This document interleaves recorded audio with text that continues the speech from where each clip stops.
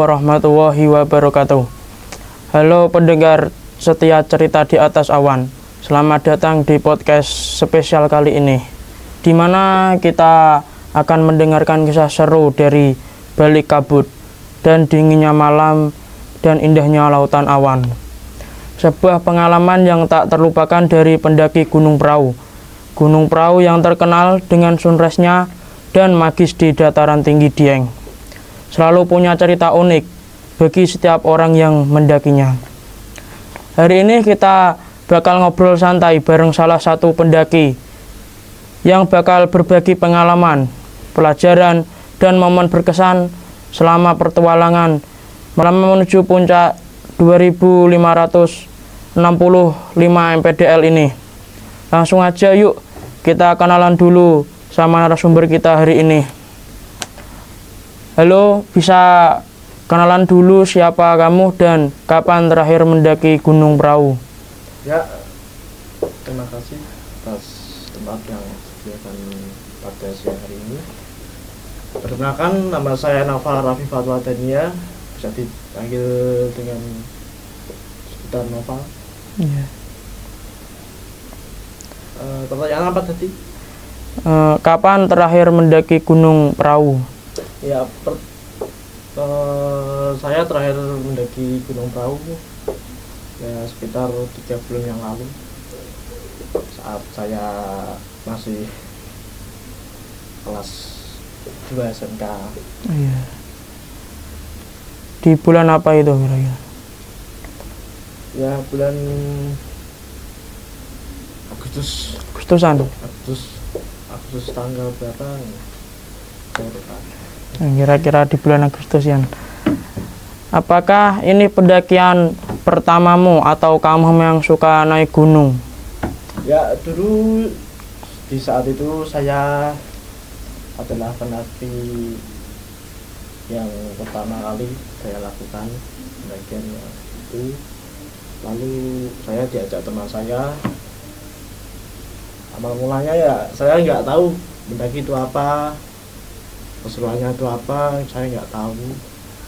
Terus diajak sama teman saya, nah, akhirnya saya ikut Mendaki. Itu yang ngajak itu teman SMK, SMP atau teman apa itu? Itu teman desa. Teman desa? Ya, teman desa. Berarti juga teman sekolah dulunya? Enggak, dulu enggak teman sekolah, tapi ya kenal aja itu. Kenal aja? Main itu kenal sama dia, aku bicara kita ngomong-ngomong, terus diajakin lah saya mendaki. Ya, itu. Kan waktu mau mendaki itu bagaimana kamu menyiapkan diri sebelum mendaki, fisik, mental, dan logistiknya itu?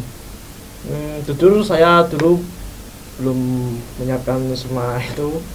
Ya, saya hanya ikut saja. Logistik sudah di handle sama teman saya. Saya diajak, yang penting suruh ikut aja. Yang penting ya, saran saya kalau mau mendaki, satu, fisiknya harus kuat. 2, mentalnya harus juga kuat. Ya. Terus barang apa yang paling wajib dibawa saat mendaki menurut kamu? Barang yang wajib dibawa saat mendaki yaitu satu, logistik itu penting untuk makan, perjalanan kamu saat menuju ke puncak gunung itu. Terus pelampit 3K itu harus kamu bawa kalau ada cedera mendaki itu. Ya, kalau di jalan ada musibah kan tidak tahu. Iya, harus persiapan. Persiapkan terlebih dahulu kan. Terus emergency bracket itu ada penting. Emergency bracket itu adalah suatu barang atau apalah gitu ya. Saya nggak kurang tahu lah. Suatu yang bentuknya seperti plastik. Plastik. Ya. Seperti plastik tapi dia berbahan apa itu ya? Ya kayak plastik gitulah. Iya. Itu kegunaannya apa? Itu kegunaannya untuk penghangatan tubuh. Pengangkatan tubuh. Ya, saat mengalami kedinginan, saat mengalami ya kayak sudah nggak kuat lah gitulah, kedinginan itu berguna bagi bisa menghangatkan tubuh seorang dengan cara panas tubuh itu memantul dari itu. Ya, nanti akan memantul ke tubuh kita. Itu kayak selimut atau apa itu? Enggak sih, enggak kayak selimut sih. Lebih ke apa itu? Kayak plastik lah gitu. Ya, plastik. Kayak plastik yang berbahan yang bisa memantulkan panas tubuh. Itu besar atau kecil kira-kira? Ya, kira-kira ukurannya 1,5 kali 1 meter kayaknya. Lumayan berarti. Kurang tahu. Jalur mana yang kamu pilih waktu itu? Patak, Banteng, Dieng, atau Wates? Ya, jalur yang saya pilih saat melakukan pendakian di hari itu, saya memilih jalur Dieng. Dieng. Ya, Dieng. Kenapa memilih jalur Dieng itu? Ya, karena medannya yang lumayan landai, nggak terlalu nanjak lah gitulah. Juga tidak menguras energi yang sangat banyak. Berarti tuh kayak di jalannya itu nggak sulit gitu, nggak terjal itu jalannya. Ya, lumayan landai sih menurut lumayan saya. landai. Ya. Berarti enak gitu kalau jalannya. Ya, kalau dibilang enak ya enak, kalau dibilang tidak enak ya tidak enak. Tengah-tengah berarti. Terus kan waktu dari bawah itu mau mendakinya itu kan ada persiapan mendaftar itu. Oh iya. Ada. Lama atau enggak itu kira-kira? Ya, telah tergantung antriannya sih. Tergantung antriannya. Biasanya itu mengambil tas dulu dari apa itu namanya, pendaftaran itu, tas, lalu kita isi, kita cocokkan dengan objek yang kita bawa saat mendaki itu. Terus peralatan yang harus dilengkapi itu diisi semua. Terus ya logistik itu semua. Itu kan waktu pendaftaran tuh kayak memakai apa, kayak ada kartu pelajar atau apa itu? Ya, ada. Saat pendaftaran itu kita menitipkan atau kasarannya kayak ya sebagai jaminan lah. Sebagai jaminan kalau nanti kita sudah turun, nanti kita mengambil lagi dengan membawa sekantong sampah yang saat logistik itu kita makan di atas. Terus kan dari base camp itu ke pos 1 itu kira-kira berapa jam itu? Atau berapa menit? Nggak ada sih, 1 jam nggak ada. Paling ya 30 menitan lah. Kalau 30 menit. Ya, salah itu sekitar segitu kan. Itu kira-kira pas di perahu itu ada berapa pos itu kira-kira? Kalau di perahu kayaknya sih ada 3 pos lah. 3 pos? 4 pos kalau nggak salah ya, lupa saya. Berarti sedikit itu posnya? Ya,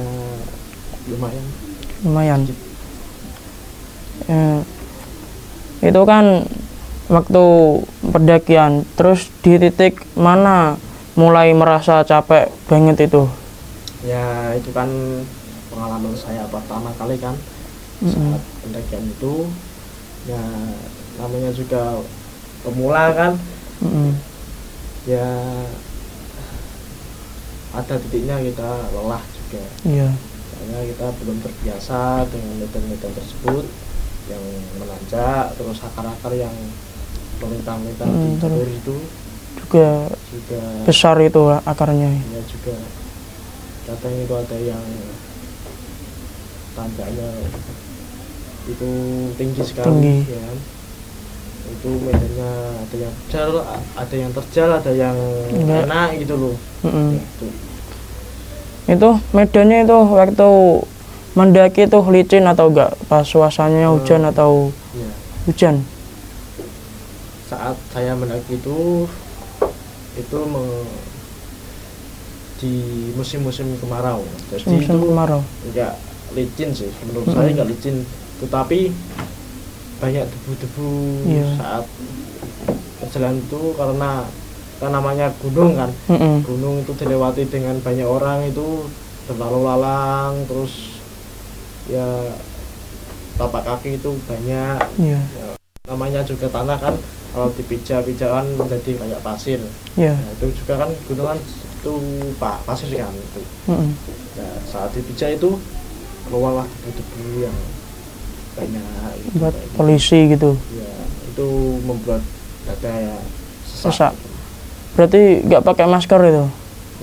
Saat itu saya tidak pakai masker sih. Soalnya pertama itu. Yang pertama belum tahu Gimana? apa yang harus disiapkan, yang belum tahu. Mm-mm. Ya itu saya ikut aja sama teman saya. Terus gimana itu suasana di jalur, ramai atau sepi atau malah akrab banget antar pendaki? Ya jalur itu sangat ramai sih menurut saya. Ramai. Menurut saya sangat ramai, terus juga sering menyapa selain Mm. bersama mendaki itu sering selalu menyapa biar enggak sepaneng gitu. Biar gak jenuh gitu. Ya biar enggak bosan aja sih, Mm-mm. kita menyapa biar suasananya menjadi Ramai. enak, nyaman gitu. Mm-mm. Terus waktu pas di gunung itu sempat kenalan ya sama orang itu? Enggak sempat sih. Nggak sempat. Enggak sempat. Terus apa yang kamu sempat kena hujan, kabut atau cuaca ekstrim waktu mendaki itu? Ya. Saat itu saya mendapati kalau saat menanjak itu mendaki itu kabut sih. Kabut. Kabut yang tiba-tiba datang itu, terus tebal, cuacanya juga dingin juga, Dingin. hawanya. Dan cuaca di saat itu kalau nggak salah itu 10 derajat Celcius. Derajat. Ya, Dingin berarti. dingin sekali. Itu teman atau kamu ada yang mengalami hipo nggak? Kan di gunung ada ya istilah hipo itu. Oh ya, itu nggak ada sih menurut saya, tapi saya itu mengalami kalau ya kayak dada itu sakit itu aja. Ya paling itu disebabkan karena debu-debu yang Mm-mm. tadi Banyak itu. karena cuaca sedang kemarau juga kan, debu yang banyak terbangan, terus ya haba-haba dingin juga. Kalau masuk ke gitu kan rasanya nggak enak itu. Iya, soalnya belum Rasanya biasa. sakit, gitu. Nah itu cara mengatasinya dengan salon pas. Salon pas. Taruh di hidung Hidung.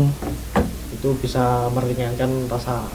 Mm. Jadi itu nggak rasa sakitnya itu sedang gitu loh, Nggak terlalu parah. terlalu parah. Ya bisa dibilang juga apa gitu namanya, mengurangi lah gitu. Mengurangi rasa sakit itu. Ya, gitu. Terusan bagaimana kebersamaan dengan tim selama berjalan kaki itu?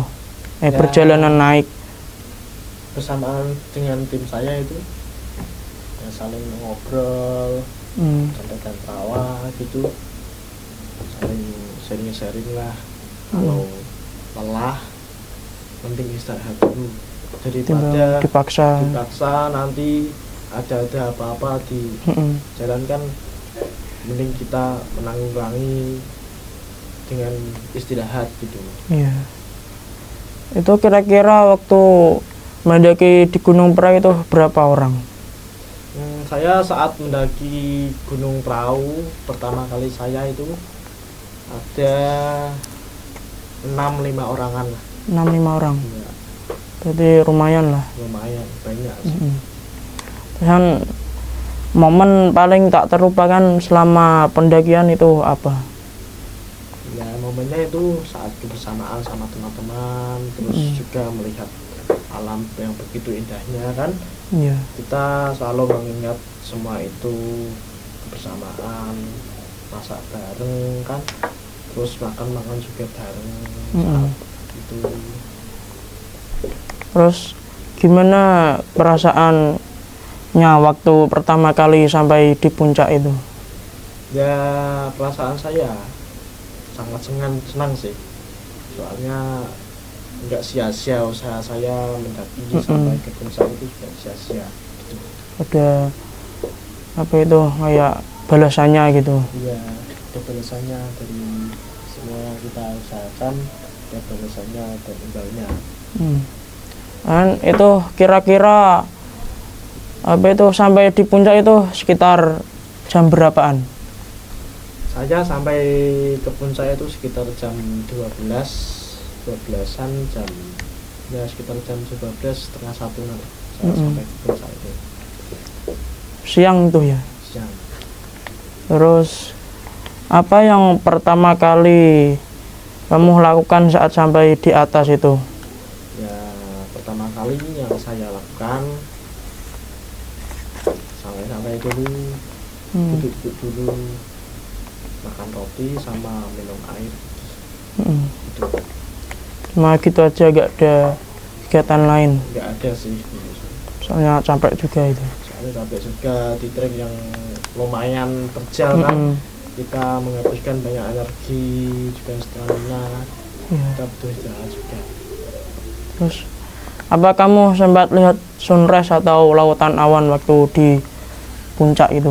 Ya, saya alhamdulillahnya juga menemui juga sunrise camp.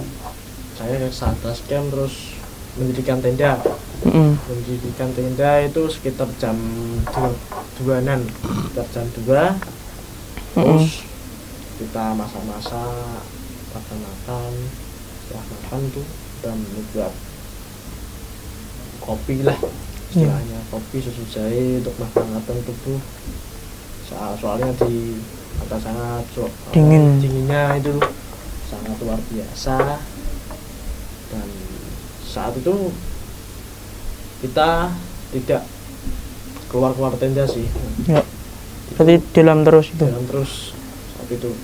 Terus keesokan harinya kita keluar jam 5-an lah. Dimana kita melihat sunrise yang begitu indahnya dari Gunung Prau. Terus juga lautan awan yang terpapang di depan mata itu kayak ibaratkan kita itu saat mendaki terbayar dengan keindahannya itu. Sama nggak nyangka gitu. Bisa lihat bisa itu.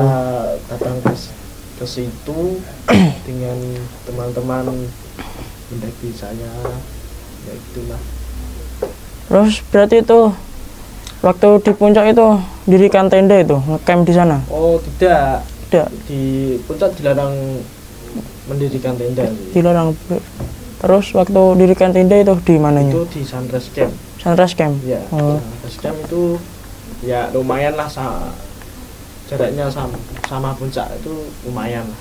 Sekitar 2-3 kilometeran di puncak. Ya itu menurut saya sih, kalau menurut sana kan nggak tahu itu pas kira-kiranya segitu 2-3 kilometeran. Ya, itu sih, itu treknya juga turun, juga naik, itu ada apa itu kayak dan juga datar itu aja tahu. Terus juga saat mau ke sunrise camp itu kan melewati puncak dulu itu. Kalau di jalur Dieng itu melewati puncak dulu baru turun terus ke sunrise camp gitu. Jadi kita naik terus turun lagi. Nah gitu. Berarti itu di puncak nggak boleh dirikan tenda ya? Oh, nggak boleh sih ini. Dari Ada. peraturan dari base campnya kayak itu nggak boleh. Itu kalau mendirikan tenda ditempatkan di lain tempat, nggak harus di puncak. Itu cukup membahayakan pendaki tersebut. Iya, soalnya di puncaknya cuma lahannya sedikit gitu. Ya, Hmm. puncak dilarang mendirikan tenda dikarenakan ya ada beberapa faktor, yaitu medan yang cukup terjal juga, terus angin yang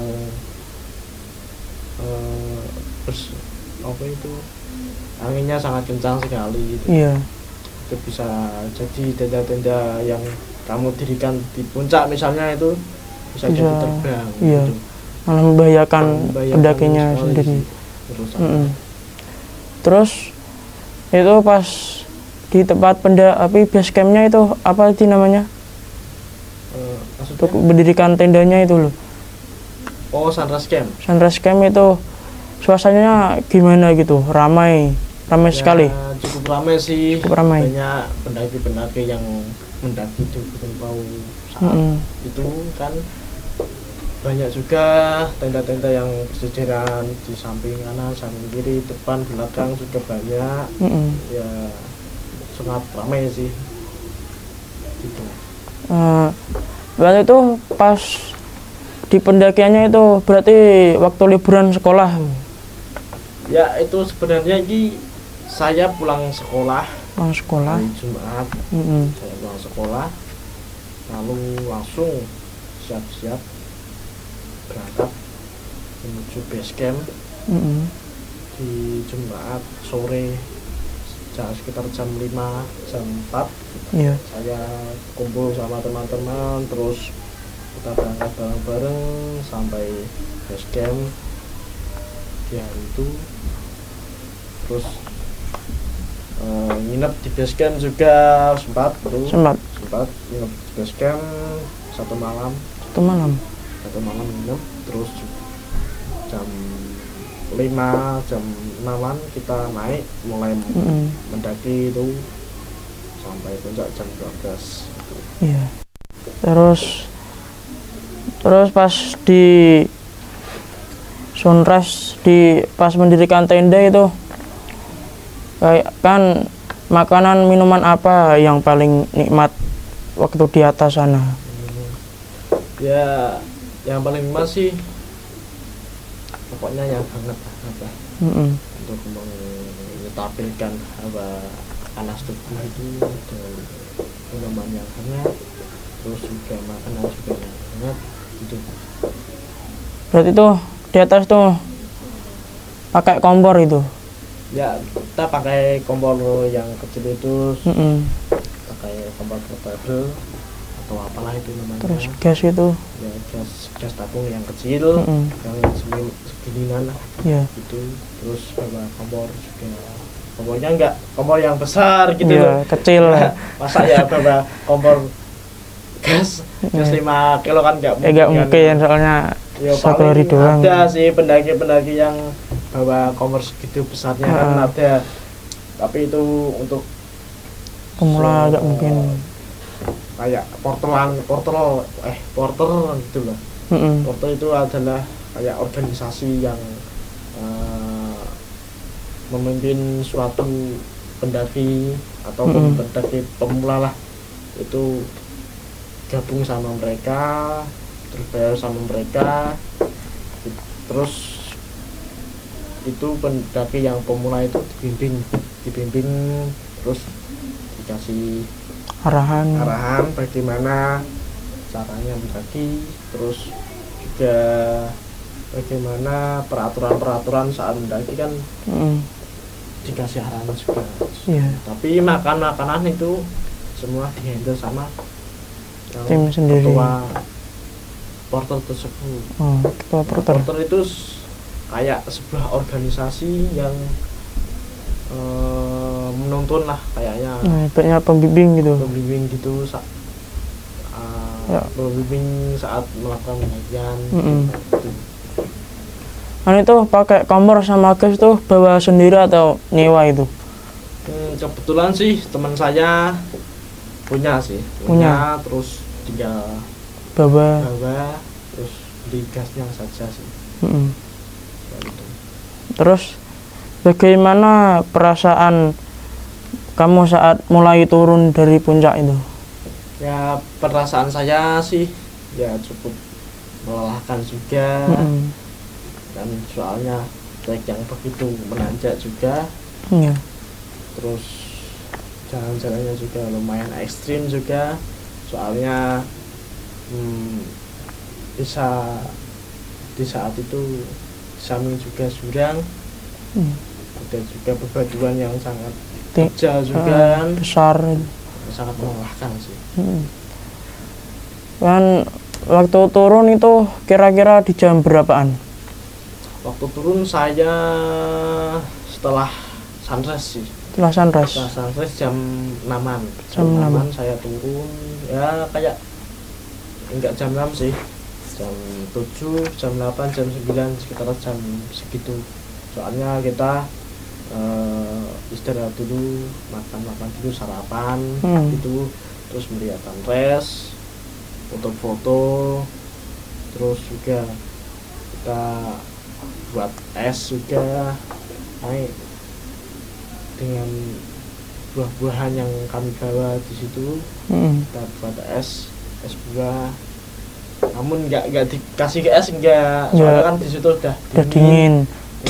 Jadi itu cuma air sama kasih sirup, sama susu, terus es, terus buah-buahan itu potong-potong terus dijadikan satu gitu. Berarti itu airnya di sana udah dingin sendiri gitu? Untuk air sendiri kita bawa 1 galon sih. Bawa 1 galon berarti itu? Bawa 1 galon, soalnya kan di sana nggak ada sumber mata air juga. Ya adanya juga di bawah, nggak di atas kan nggak ada gitu. Ya. Terus waktu turun itu jalurnya itu sama atau beda? Kalau naik turun gunung itu harus sama sih. Harus sama. Jadi peraturan dari base camp juga menyarankan untuk turun naik itu di jalur yang sama. Nggak boleh beda jalur, nggak boleh, soalnya melanggar peraturan di situ juga bisa mendapatkan hukuman dari base camp gitu. Iya. Terus tantangan apa yang kamu hadapi waktu turun dari puncak itu? Ya itu juga tantangannya yang seperti naik sih menurut saya. Debu-debu yang banyak gitu kan, terus akar-akar juga, soalnya kalau kita turun itu menggunakan gravitasi lah. Kita turun menggunakan gravitasi juga. Kita harus menentukan pijakan kaki yang tepat gitu. Kalau nggak tepat ya kita jatuh juga kan. Bisa jadi kaki kita nyantol ke akar-akar, bisa kesleo gitu. Itu bisa terjadi gitu, sering. Terus itu pernah mengalami kesleo nggak waktu turun tuh? Saya sendiri sih nggak pernah sih. Nggak pernah. Paling ya kaki kram gitu. Soalnya kan itu gravitasinya kan sangat turun terjal sekali kan. Itu harus menggunakan otot-otot yang kuat untuk menahan badan kita jatuh sesuai gravitasi. Iya. Untuk waktu naik sama turun itu enakan turun atau naik kira-kira? Ya untuk perbedaan itu untuk naik sendiri itu membutuhkan tenaga yang sangat ekstra. Menurut saya itu ekstra sekali untuk menaik gitu. Terus untuk turun juga kita lumayan menggunakan tenaga ekstra sih, soalnya kita kan turun menggunakan gaya gravitasi juga, jadi kan kita hanya menentukan pijakan-pijakan yang Pas ini. pas gitu, enggak sampai membuat kita jatuh juga. Kalau diberi kesempatan naik gunung perahu, kamu mau lagi atau enggak? Ya mau aja sih saya, soalnya saya sudah itu, saya mendaki lagi sama teman-teman saya lagi, Ya. yang kedua kalinya, dan saya di saat itu tidak camp, Camp. saya langsung turun.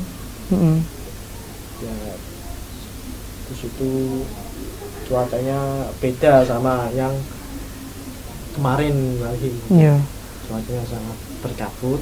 Jadi saya naik juga Susah. kabut, terus turun juga kabut, di puncak juga kabut, kan pandangan yang gunung-gunung kayak Sindoro, Sumbing Nggak kelihatan. nggak kelihatan. Hmm. Terus juga ya kita mengambil keputusan untuk turun saja. Nah, cepat-cepatnya kita hanya di puncak foto-foto saja. Iya. Terus kita turun, setelah turun kita pulang. Kalau kan waktu sampai di base camp itu di jam berapa? Yang kedua ini, Yang pertama tadi itu. oh sampai base camp itu sekitar jam berapa ya kemarin ya? Sekitar jam 2 atau jam 1.06.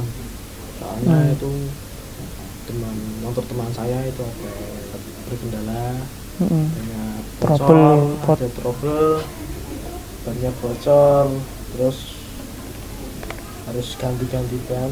Terus sudah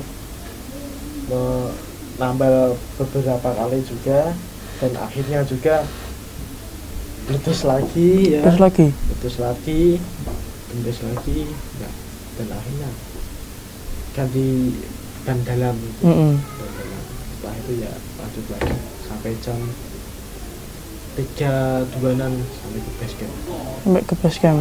Terus dari base camp ke rumah itu jam berapa? Atau kayak berapa jam itu? Maksudnya ke berangkatnya apa? Pas pulangnya itu. Oh, pulangnya. Ya sama kayak berangkat sih.